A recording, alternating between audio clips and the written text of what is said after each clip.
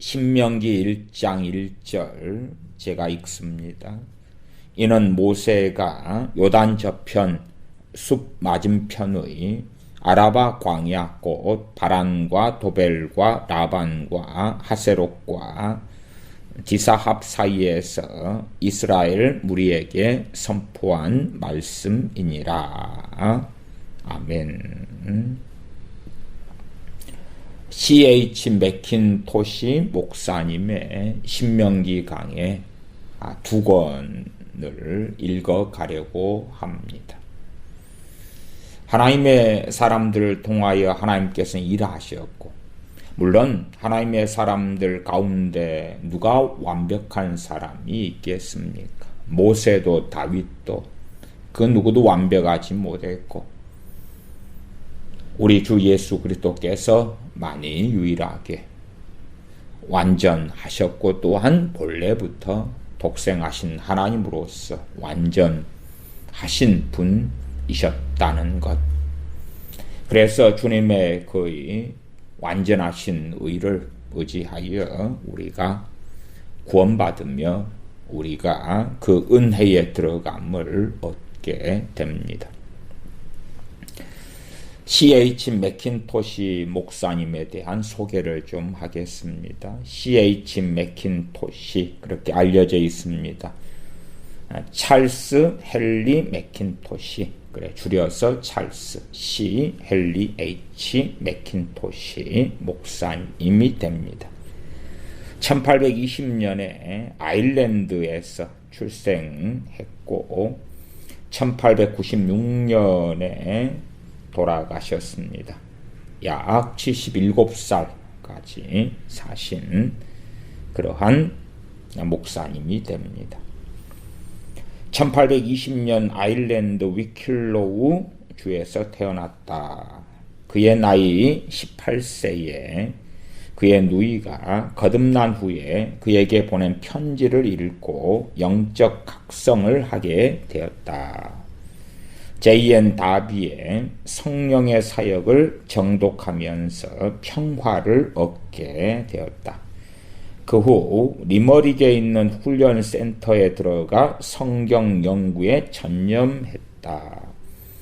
24세 때는 바이블 스쿨을 설립하기도 했으나 곧 하나님의 말씀을 전하는 사역을 위해서 1853년 학교를 포기하고 설교와 저술 활동에 전념하게 된다. 학교를 포기했던 1853년은 약 33세가 됩니다. 1859년에서 60년에 일어난 아일랜드 부흥기, 이 아일랜드 부흥을 얼스터 대부흥이라 일컬어집니다. 이 맥킨토시 목사님은 1859년에 60년에 일어난 아일랜드 부흥기에 하나님께 크게 쓰임받은 목사님이 되기도 합니다. 이때의 나이가 1859년에서 60년이니까 39세에서 40세 때가 됩니다. 약 40년 동안 정기 간행물인 Things New and Old 라는 잡지를 편집 발행하였다. 19세기 영어권 기독교계에서 탁월한 작가들을 가장 많이 배출한 플리머스 형제교회 출신인 그는 가장 많이 읽히는 책을 저술한 작가로 유명하다. 이러한 평을 얻게 한 작품이 바로 모세오경 강해다. 모세오경 강해의 최고의 고전인 모세오경 강해, 맥킨토시 목사님의 이 강해는 D.L. 무디, 찰스 스펄전 등의 인물로부터 극찬을 받았을 뿐 아니라 영어 문체면에서도 탁월한 평을 받았다. D.L. 무디는 성경을 연구하는데 맥킨토시의 저술로부터 가장 위대한 영향을 받았다고 하였고, 찰스 스펄전은 전 세계의 책이 다 타버린다 해도 성경과 맥킨토시의 모세오경 강의만 있으면 충분하다고 하였다. 1843년 그가 처음 쓴 소책자는 하나님의 평화였다. 처음 소책자를 쓸 때가 우리 나이가 23세 정도 되었을 때가 되겠지요. 1896년에 편집자에게 보낸 그의 원고는 평화의 하나님이었으며 그의 손을 멈춘 지 몇 달 후인 1896년 그는 안식으로 들어갔다. 요 C.H. 맥킨토시 목사님의 책들이 우리나라에도 여러 권이 번역되어 있습니다. 이 모세오경 강해 세트는 전 6권이고 신명기 강해가 2권짜리입니다. 그래서 페이지 수로 하면 약 한 830페이지 된 분량이 2권이 될 것입니다. 생명말씀사에서 출간했는데 지금은 품절입니다. 그리스도의 전적인 충분하심, C.H. 맥킨토시의 완전한 구원, 참된 일꾼, 성경에서 말하는 회심, C.A. 맥킨토시의 하나님에 관한 진실, 율법과 복음. 율법과 복음은 품절되어 있네요. 거듭남에 관한 진실 품절이고요. 그리스도인의 거룩함 완전 최종 견인, 이 책도 품절이고 C.H. 맥킨토시의 하나님의 선물 품절이고요. 레위기 묵상 이런 책들이 우리나라에 번역되어 있습니다. 신명기 강해 2권짜리 가운데 서론을 오늘 읽어 가려고 합니다.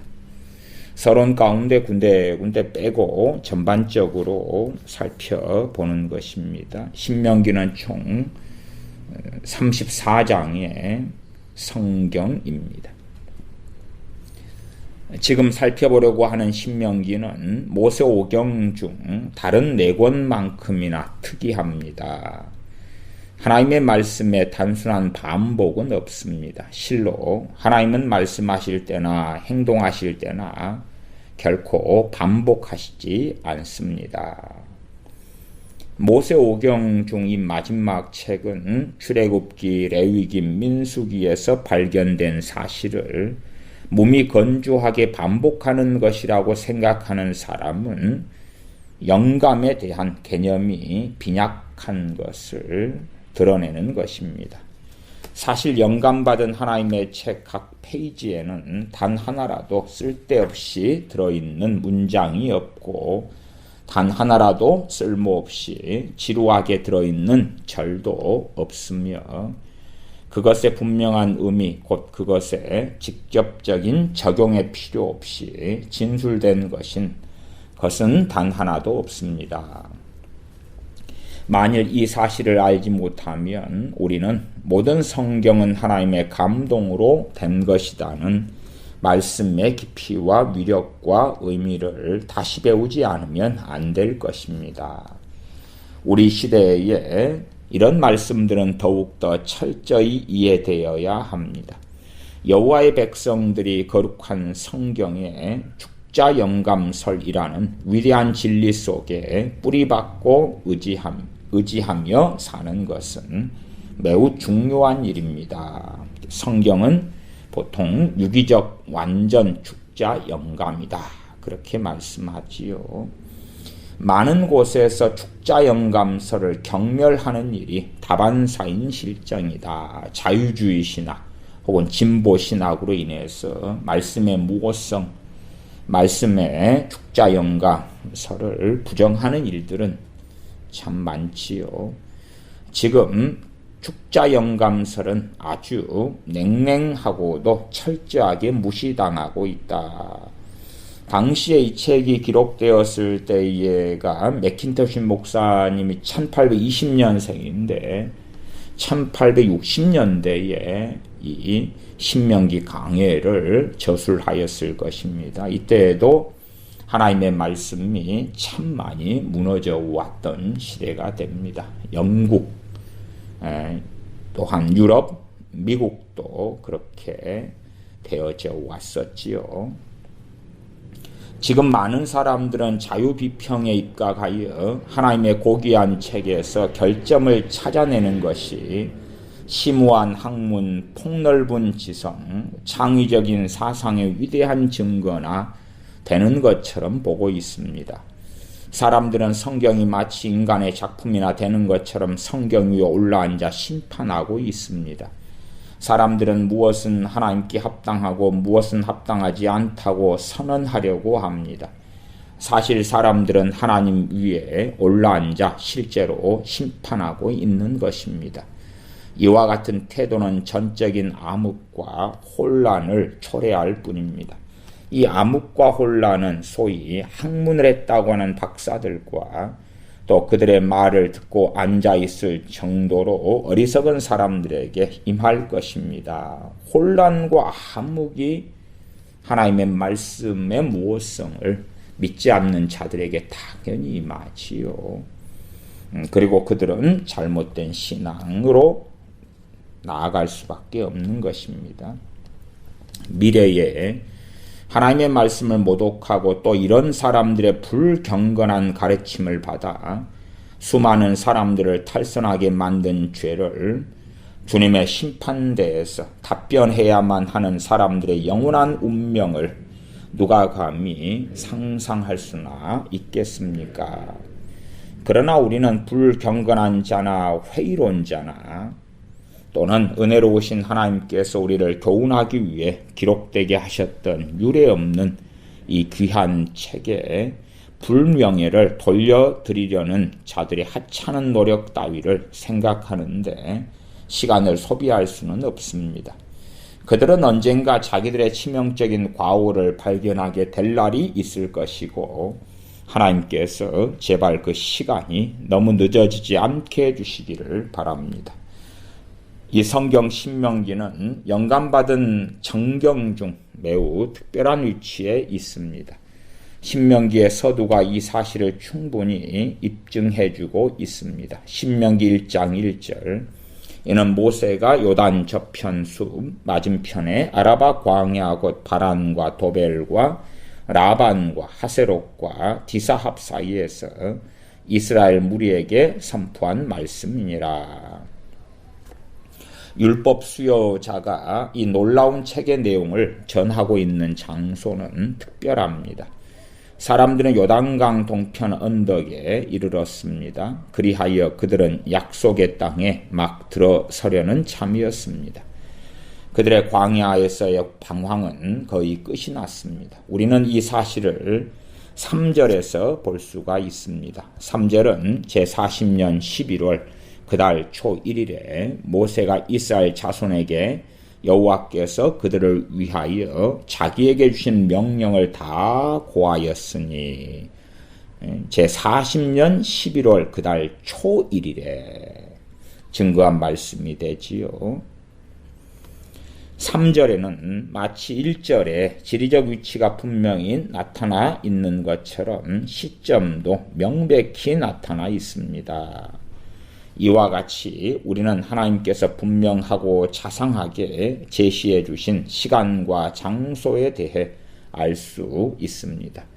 그뿐만 아니라 방금 인용한 말씀으로부터 모압 평지에서 백성에게 전달한 내용은 이미 출애굽기, 레위기, 민수기를 살펴볼 때에 다루었던 내용을 단순히 반복하는 것과는 거리가 매우 멀다는 사실도 배우게 됩니다. 이것의 사실 여부에 대해 좀 더 진전되고도 명백한 증거는 지금 우리가 살펴보고자 하는 신명기 29장의 한 구절에 잘 나타나 있습니다. 신명기 29장 1절에 호렙에서 이스라엘 자손과 세우신 언약 외에 여호와께서 모세에게 명하사 모압 땅에서 또 그들과 세우신 언약의 말씀이 이러하니라. 이 신명기 강해를 읽는 분들은 이 말씀을 특별히 유의해야 할 것입니다. 여기선 두 언약, 즉 호렙의 언약과 모압의 언약에 관해 말씀하고 있습니다. 모압의 언약은 결코 호렙의 언약을 단순히 반복한 것이 아님은 분명합니다. 신명기의 의도와 목적은 분명합니다. 신명기가 처음부터 끝까지 가르치고 있는 위대한 교훈은 순종입니다.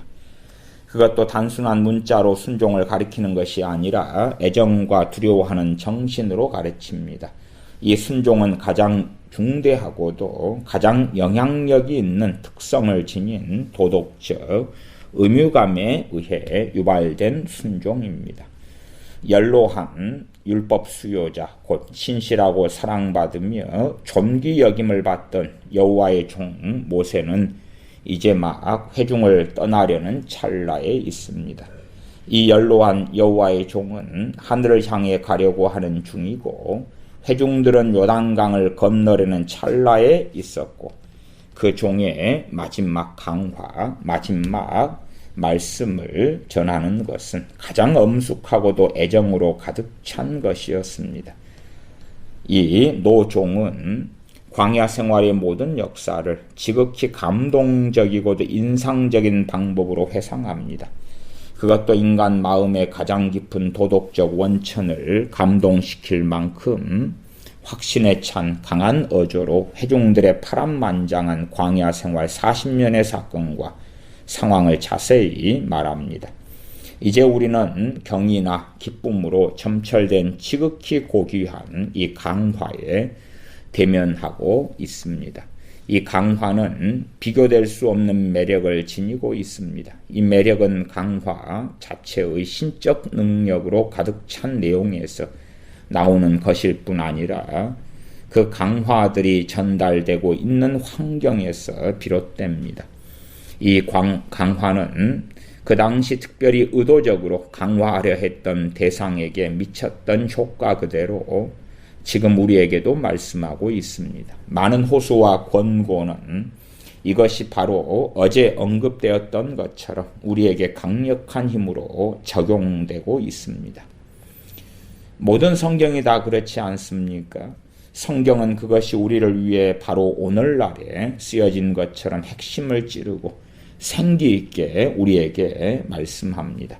성경과 같은 것은 아무것도 없습니다. 신명기와 같은 저작 시기를 가진 인간의 저서를 살펴보십시오. 3000년 전에 기록된 어떤 책에서 우리는 무엇을 발견할 수가 있습니까?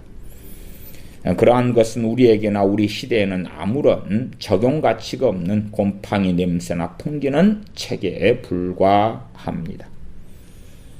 그러한 책은 우리에게 아무런 가치가 없고 오래전의 망각 속에 사라져버린 사회의 상태나 사물의 상황에 관해서나 가르쳐줄 뿐입니다. 그러나 하나님의 말씀인 성경은 오늘을 위한 책입니다. 그것은 하나님 자신의 책이며 하나님의 완전한 계시입니다. 우리 각자에게 말씀하시는 하나님 자신의 음성입니다. 성경은 모든 세대, 모든 풍토, 모든 계급, 모든 조건, 빈부, 고하, 노소, 유무식 간의 모든 사람들에게 유익한 책입니다. 이 책은 너무나 쉬운 말로 말하기 때문에 어린 아이라도 그것을 이해할 수 있고 또한 너무도 심오하기에 제 아무리 뛰어난 지성인이라도 그것을 다 헤아려 알 수는 없습니다. 더욱이 하나님의 말씀은 마음의 정곡을 찌릅니다. 그것은 우리의 도덕적 존재의 가장 깊은 심원의 근원을 찌릅니다. 성경은 생각에 감추어진 근원과 영혼의 감정에까지 영향을 미칩니다. 요컨대 성경은 히브리서 4장 12절 말씀과 같습니다.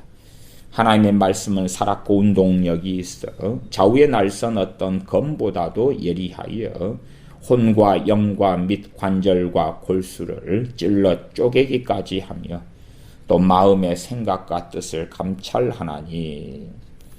성경은 인간의 모든 역사를 통해 내비치는 인간의 실상을 완벽하게 드러내줍니다. 3000년 전이 들어와 오늘의 혼돈이 분명하고도 어김없이 거룩한 책에 그대로 반사되고 있습니다. 인간 생활의 모든 발전 단계가 하나님께서 우리를 교훈하시기 위해 은혜롭게 기록하신 그 놀라운 책에 거장의 손에 의해 조각되어 있습니다. 이와 같은 책을 소유한다는 것은 얼마나 큰 특권입니까? 하나님의 계시를 우리 손에 감는다는 것은 얼마나 큰 특권입니까? 한 줄 한 줄이 모두 하나님의 영감에 의해 주어진 그런 책을 가까이 알 수 있다는 것이 얼마나 큰 특권입니까? 과거와 현재와 미래에 관해 하나님이 주신 역사를 소유한다는 것이 얼마나 큰 특권인가 이 말입니다. 누가 이와 같은 특권을 정확하게 평가할 수 있겠습니까? 그러나 이 책이 바로 사람을 판단합니다. 사람의 길을, 사람의 마음을 판단하고 또한 사람 자신에 관한 진리를 말씀해 줍니다.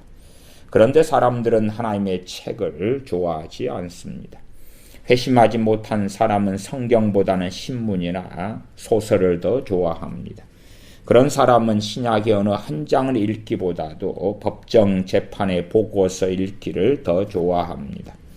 그런데 또한 하나님의 복된 책에 구멍을 파려는 노력이 끈질기게 있어 왔습니다. 모든 세대, 모든 계층의 불경건한 자들이 거룩한 성경에서 결점과 모순점을 발견해내려고 무진 애를 써왔습니다. 하나님의 말씀을 한사코 반대하는 적대자들은 통속적인 사람과 비천한 사람과 태폐적인 사람의 부류에서만 나오는 것이 아닙니다.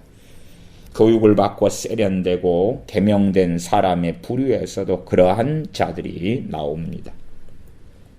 오늘날도 기타 모든 일에 있어서 의견을 달리하는 사람들도 한사코 성경을 반대하는 일에는 서로 동조하고 함께하는 모습을 보게 됩니다. 사람들은 다른 책들은 그냥 놔둡니다. 사람들은 버질, 호레이스, 호머, 헤로도토스의 결점을 지적하는 일에는 부지런을 떨지 않습니다. 그러나 성경에 대해서는 견디지 못하고 괴롭힙니다. 왜냐하면 성경은 자신들을 노출시키고 자신들에 관한 사실과 또 자기들이 속한 세상을 말씀해 주기 때문에 그러합니다. 사람들은 살아있는 말씀 곧 하나님의 아들이신 주 예수 그리스도께서 인간 가운데 계셨을 때에도 역시 그렇게 하였습니다. 예수님께서는 사실을 곧이곧대로 말씀하셨기 때문에 사람들은 예수님을 미워했습니다. 주님의 사역, 주님의 말씀, 주님의 길, 즉 예수 그리스도의 온 생애가 세상에 대한 강력한 증거였습니다. 그렇기에 사람들은 더 혹독하게 계속 반격을 가해 왔습니다. 백성들의 위대한 지도자들과 인도자들이 주님의 말을 책잡으려 했습니다. 또한 주님을 고소할 기회를 잡으려 했습니다. 주님의 생애 막바지에서 복되신 주 예수님께서 두 악인 가운데 십자가에 못 박히셨을 때에 사람들은 두 악인은 그냥 두었습니다. 그들에게는 욕설을 퍼붓지 않았습니다. 제사장들과 장로들은 이 악인들을 향해서는 머리를 치밀지도 않았습니다. 결코 그렇게 하지 않았습니다. 그러나 모든 욕설, 모든 조롱, 모든 비열함과 무정한 짓들, 이 모든 것들이 중앙에 십자가를 지고 계시는 하나님의 아들 위에 쏟아졌습니다. 마귀는 하나님의 말씀을 싫어합니다. 마귀는 전적으로 말씀을 증오합니다. 마귀란 놈은 성경은 하나님의 말씀이 아니다. 성경에는 과오와 모순점이 있기 때문에 하나님의 말씀이 될 수 없다. 그뿐 아니라 우리가 구약에서 발견한 율법과 제도, 습관과 실천사항 등은 은혜롭고도 자비로운 존재에게는 아무런 가치가 없는 것이다. 그러한 것들을 증명하려고 유식한 불경건한 자들을 사탄은 이용하여 책을 쓰게 만듭니다. 이 모든 형태의 주장에 대해 우리는 하나의 간략하고도 요령 있는 답변을 낼 수 있습니다. 이 모든 유식한 불경건한 자들에게 단순히 말할 수 있는 것은 그들은 이런 문제에 대해서 아무것도 아는 것이 없다는 사실입니다. 그들은 매우 유식하고 매우 현명하며 매우 깊고 독창적인 사상가로서 일반 문학에 능하고 자연 및 윤리 철학 영역의 어떠한 주제에 대해서도 능히 말할 수 있고 어떠한 과학적 문제도 능히 논의할 수 있을런지 모릅니다. 또한 그들은 사생활에 있어 매우 온후하여 진실로 칭찬할 만한 성품의 소유자로서 친절하고 인자하여 박애적인 사람일 수도 있습니다. 사적으로는 사랑을 받고 공적으로는 존경을 받는 자들일지도 모릅니다. 그렇지만 회심하지 않아 하나님의 성령을 받지 아니했다면 그런 사람들은 거룩한 성경의 주제에 관해 판단하기에는 전적으로 부적격하며 무자격자들이 됩니다. 만일 어떤 사람이 천문학의 일자무식인데도 코페르니쿠스 책의 원리를 판단하겠다고 자처하고 나선다면 사람들은 그를 전적으로 그런 말을 하기에는 자격이 없고 무능하다고 단언할 것입니다. 그런 주제에 대해서 귀 기울여 들을 만한 가치가 없다고 말할 겁니다. 요컨대 자기가 알지 못하는 문제에 관해 의견을 제안할 권리를 가진 자는 아무도 없습니다. 이것은 모든 면에 적용되는 하나의 원리입니다. 사도 바울은 고린도 전서에서 우리에게 이렇게 말합니다. 육에 속한 사람은 하나님의 성령님의 일을 받지 아니하나니 저희에게는 미련하게 보임이요 또 깨닫지도 못하나니. 고린도전서 2장 14절.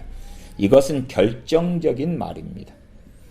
사도는 아무리 교육을 받았든지 또한 아무리 교양을 쌓았든지 간에 육적인 상태에 있는 사람에 관해 말하고 있는 것입니다. 그것은 아무리 유식한 철학자든 또한 무지몽매한 사람이든 간에 육적인 상태에 있는 사람일 뿐입니다. 그는 하나님의 성령에 속한 것을 알 수 없느니라. 이런 사람이 어떻게 하나님의 말씀을 판단할 수 있겠습니까? 어떻게 이런 사람이 무엇은 하나님께 합당하고 무엇은 합당하지 않다고 말할 수 있겠습니까? 사람이 하나님을 판단하기에 무능하듯이 성경을 판단하기에도 역시 무능합니다. 성경이 사람을 판단하는 것이지 사람이 성경을 판단하는 것은 결코 아닙니다. 육에 속한 사람은 하나님의 성령의 일을 받지 아니하나니 또 깨닫지도 못하나니 이런 일은 영적으로라야 분변함이니라. 누가 불경건한 자들이 저술한 책들 속에서 경건을 찾아볼 생각을 하겠습니까? 만일 우리가 그러한 문헌들의 뿌리에 놓여있는 혹독한 적의를 충분히 깨달아 그런 문헌들이야말로 일순간도 고려할 만한 아무런 가치도 없는 것이라고 하지 않는다면 우리는 그러한 책들 속에 다소라도 겸손한 것이 있지 않을까 하고 찾아보게 될지도 모릅니다. 참 어리석은 많은 목회자들이 세상 책을 보면서 하나님의 말씀을 연구하려고 하지요. 불경도 보고 도경도 보고 논어맹자도 부지런히 보는 어리석은 목회자들이 지금 시대에도 참 많습니다. 사람들은 다른 책은 공평하게 탐구를 하면서도 하나님의 고귀한 책은 그것이 하나님의 계시가 아니라는 전제적 결론을 가지고 접근합니다. 지금부터 약 6,000년 전에 에덴 동산에서 옛뱀이 제기했던 질문이 온갖 종류의 회의론자들과 합리론자와 불경건한 자들을 통해서 매 세대마다 전해지고 있습니다. 그것이 곧 하나님의 말씀이더냐 하는 질문이지요. 우리는 아주 즐겁게 그것이 하나님의 말씀이다 라고 말해야 합니다. 하나님께서는 말씀하셨습니다. 또한 하나님께서는 계시하셨습니다. 그는 우리에게 거룩한 성경을 주셨습니다. 디모데후서 3장 16절 모든 성경은 하나님의 감동으로 된 것으로 교훈과 책망과 바르게 함과 의로 교육하기에 유익하니 이는 하나님의 사람으로 온전케 하며 모든 선한 일을 행하기에 온전케 하려 함이니라. 또 이렇게도 말합니다. 무엇이든지 전에 기록한 바는 우리의 교훈을 위하여 기록된 것이니 우리로 하여금 인내로 또는 성경의 안위로 소망을 가지게 함이니라. 로마서 15장 4절 말씀입니다. 이런 말씀을 주신 하나님께 감사할지라. 이런 말씀은 모든 성경은 하나님께서 주신 것이요 모든 성경은 또 우리에게 주신 것임을 분명하게 해줍니다. 이 성경이야말로 사람과 하나님 사이를 잇는 그러한 연결선이 됩니다. 하나님께서 말씀하셨습니다. 우리에게 말씀하셨습니다. 하나님의 말씀은 반석이다. 불경건한 생각의 모든 물결들이 이 반석에 부딪히지만 무기력하게 사라지고 맙니다. 하나님의 말씀은 온 세대를 통해 계속 원수의 공격을 받아왔건만 굳굳이 서서 그 자체의 도덕적 영향력을 지니고 있습니다. 오 주여, 영원히 주의 말씀을 하늘에 두셨나이다. 주께서 주의 말씀을 주의 모든 이름보다 높게 하셨습니다. 내가 주께 범죄치 아니하려 하여 주의 말씀을 내 마음에 두었나이다. 시편 119편 11절. 여기에 평안의 깊은 비결이 있습니다. 불경건한 자들의 모든 이론, 모든 생각, 그리고 모든 주장들이 무엇을 어떻게 한단 말입니까? 아무것도 알 수 없습니다. 그것들은 여름 타작마당의 먼지에 불과합니다.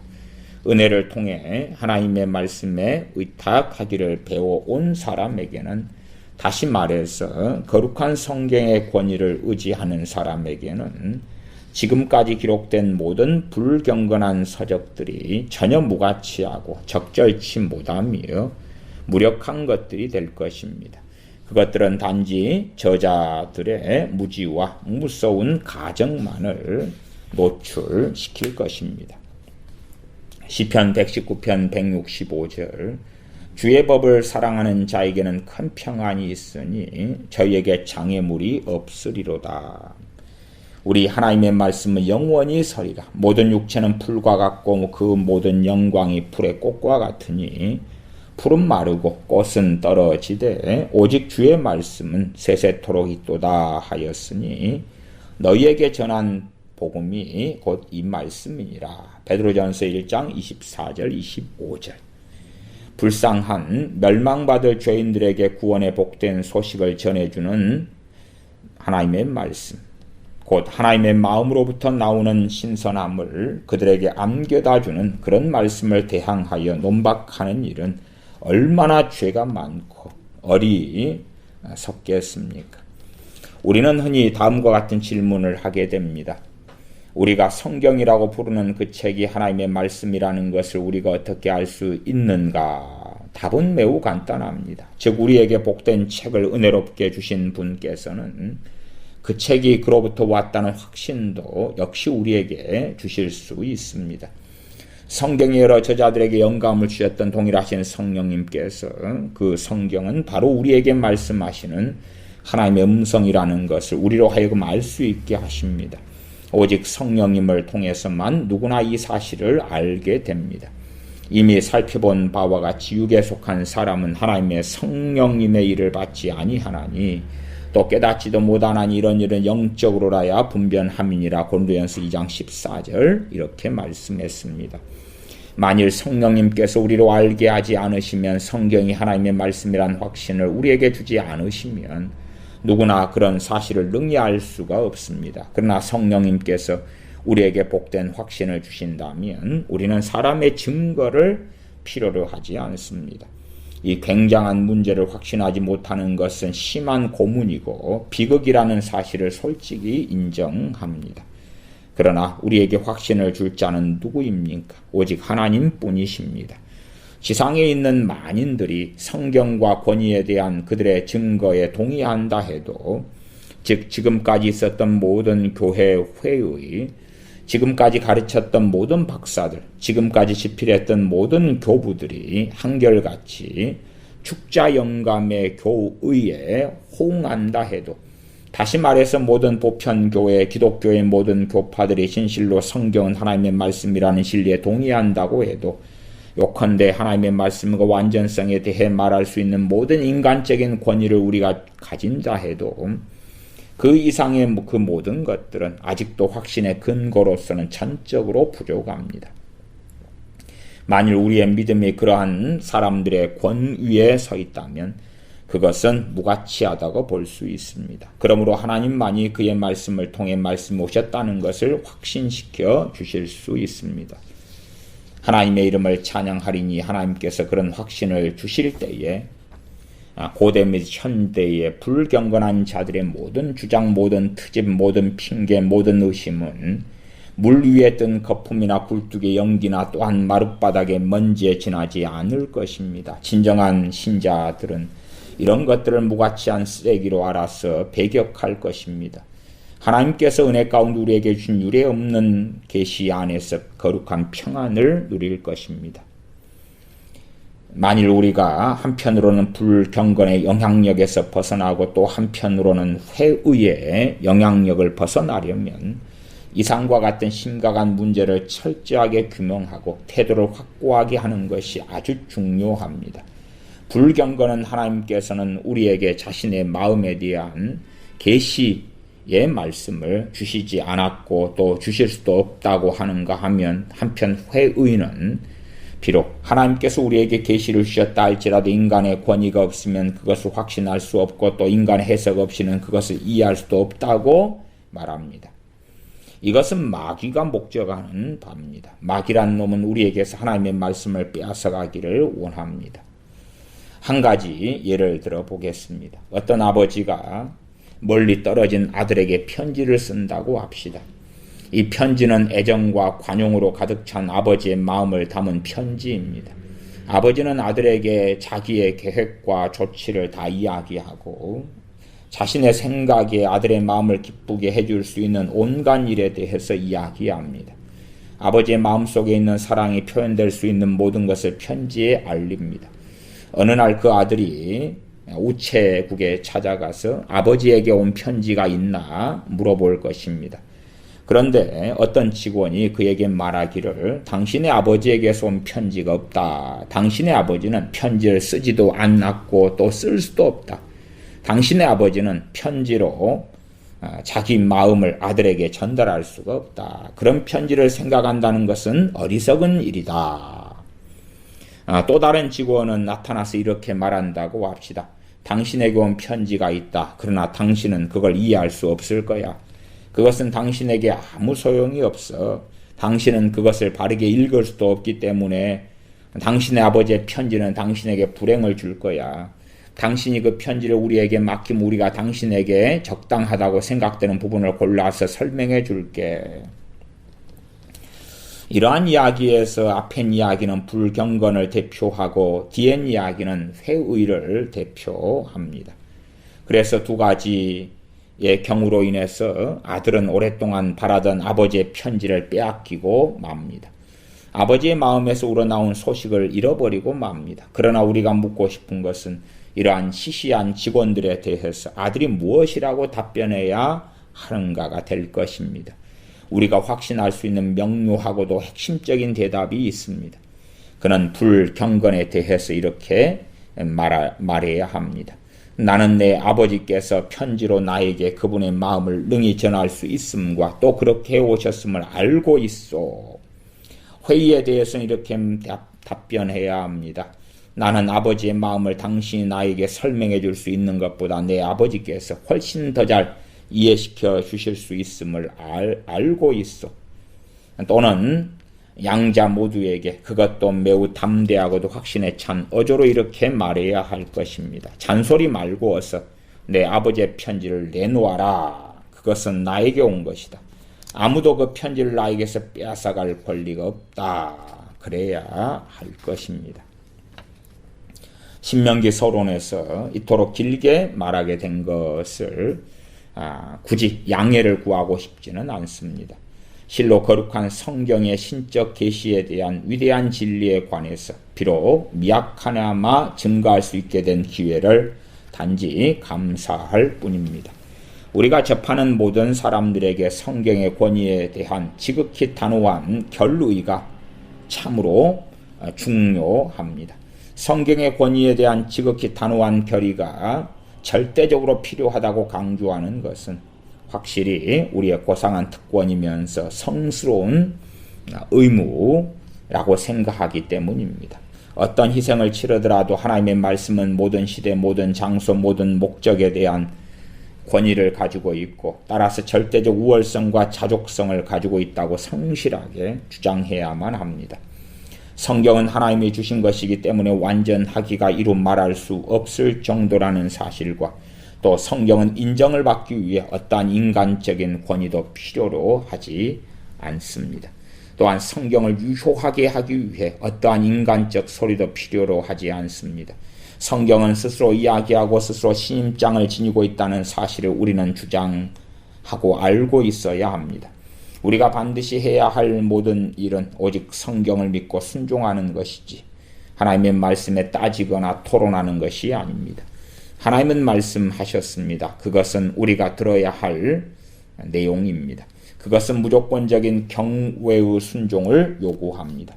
앞으로 살펴보게 되면 알게 되겠지만 하나님의 말씀에 순종해야 한다는 것이 신명기 전체의 지배적인 핵심 내용입니다. 하나님의 교회 역사상 하나님의 말씀에 명백히 순종해야 할 필요성을 인간의 양심에 촉구해야 함이 이토록 절실한 순간은 일찍이 없었습니다. 대개 신앙을 고백한 그리스도인들을 보면 그들은 스스로 생각할 권리를 가지고 있는 것으로 생각하는 것 같습니다.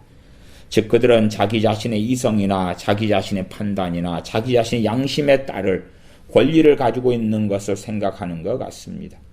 그들은 하나님의 말씀인 성경이 하나님의 보편적인 안내서라는 것을 믿지 않습니다. 그래서 많은 그리스도인이라고 하는 사람들은 자신이 기준이 되어서 자신의 인생을 살아가는 것을 봅니다.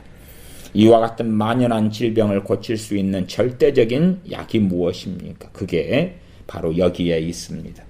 거룩한 성경의 권위에 절대적이고도 완벽하게 순종하는 것입니다. 사람들이 자기들의 의견과 자기들의 견해를 강화하기 위해서 성경으로 나아가는 건 안 됩니다. 오직 모든 일에 하나님의 뜻을 구하기 위해서 성경으로 사람들은 나아가야 하고 또한 거룩한 권위 앞에 자신을 순종시키기 위하여 나아가야 합니다. 오늘날 우리에게 절실히 필요한 것은 모든 일을 할 때에 하나님 말씀의 탁월한 권위에 경건하게 순종하는 것입니다. 확실히 우리 지성의 정도와 성경 이해 및 적용에는 다양성이 있겠지만 우리가 모든 그리스도인들에게 특별히 촉구에 맞지 않는 바는 시편 기자가 말한 내가 주께 범죄치 아니하려 하여 주의 말씀을 내 마음에 두었나이다 라는 고귀한 말씀 가운데 표현된 영혼의 태도, 마음의 태도인 것입니다. 이사야 66장 2절에 무릇 마음이 가난하고 심령에 통회하며 나의 말을 인하여 떠는 자 그 사람은 내가 권고하려니와. 성경에 대한 우리의 지식은 매우 제한적일지 모릅니다. 그러나 진심으로 성경 말씀을 공경한다면 수많은 잘못에서 떠나게 될 것입니다. 아니, 수많은 올무에서 벗어나게 될 것입니다. 그리고 꾸준한 성장이 있을 것입니다. 하나님과 그리스도와 기록된 말씀을 아는 지식 가운데 성장할 것입니다. 성경에 살아있고 끝이 없는 저 깊은 데서부터 기쁘게 물을 길어 올리게 될 것입니다. 무한한 은혜가 그리스도의 양떼에게 기꺼이 공개한 저 푸른 초장으로 말씀을 통해 나아가게 될 것입니다. 그리하여 거룩한 생명이 자양분을 얻고 힘을 얻을 것입니다. 하나님의 말씀은 우리 영혼에 더욱더 고귀하게 될 것입니다. 그리고 우리는 성령님의 강력한 사역에 의해서 거룩한 성경의 기품과 충만함과 위엄과 도덕적 영광으로 인도함을 받을 것입니다. 우리는 수준이 높거나 수준이 낮은 또는 보통인 모든 신학 체계의 메마르게 만드는 영향력에서부터 완전히 벗어나 구출될 수 있을 것입니다. 사변적인 죽은 신학에서 벗어날 수 있다 그 말입니다. 우리는 해 아래 있는 모든 신학파의 옹호자들에게 담대하게 다음과 같은 사실을 말할 수 있게 될 것입니다. 즉 옹호자들이 그들의 신학적인 체계 속에서 어떠한 진리 요소를 소유하든지 간에 우리는 하나님의 말씀의 완전성 속에서 진리를 취하는데 이런 진리의 말씀들은 억지로 하나의 체계화를 위해 왜곡하거나 억지로 갖다 붙인 것이 아니라 우리의 주님이시자 구세주이신 예수 그리스도의 복된 인격 속에 영원한 중심을 둔 신적 계시의 넓은 영역 안에 근거한다는 이 사실을 담대하게 말할 수 있게 될 것입니다. 이렇게 서론이 끝났습니다. 다음 시간부터 이제 신명기 1장부터 함께 맥킨토시 모세오경 강해 중에 신명기를 보겠습니다. 기도하겠습니다. 하나님의 말씀의 무엇성에 대하여 이 하나님의 종을 통하여 말씀하시는 것을 우리가 듣고 상고합니다. 누구보다도 하나님의 책, 하나님의 말씀을 사랑하는 사람, 한 권의 책의 사람이 되는 우리가 되게 하여 주시옵소서. 하나님의 말씀을 존귀히 여기고 또한 이 말씀 가운데 성령님께서 우리를 도우셔서 진리 가운데 나아가도록 인도하시는 발걸음에 복을, 은혜를 받게 하여 주시옵소서. 우리 주 예수님의 이름으로 기도하옵나이다. 아멘.